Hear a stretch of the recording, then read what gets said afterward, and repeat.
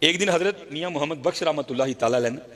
آپ ادھر ایک لسوڑے کا درخت تھا جس کے نیچے میاں صاحب بیٹھا کرتے تھے، کیونکہ لسوڑے دی چھاؤں بڑی ٹھنڈی ہوندی ہے۔ میاں صاحب لسوڑے کے درخت کے نیچے بیٹھے تھے، تو آپ کے بالکل قریب ایک اور درخت تھا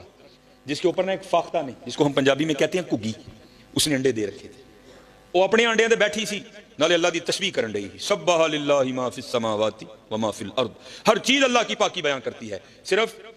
جن اور انسان ان کو آزاد کیا گیا ہے، کر لو گے تو انعام ملے گا، نہیں کرو گے تو پوچھیں گے ایسی، باقی ہر چیز کرتی ہے، سبح للہ ما فی السماوات و وہ بھی کر رہی تھی، میاں صاحب بھی کر رہے تھے۔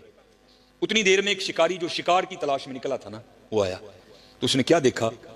کہ فاختہ اپنے انڈوں پر بیٹھی ہے کگی، بڑا خوش ہویا، وہی تلاش کرنا ہی نہیں پیا، شکار بالکل نیڑے مل گئے۔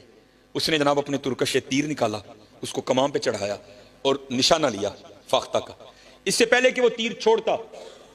فاختہ کی نظر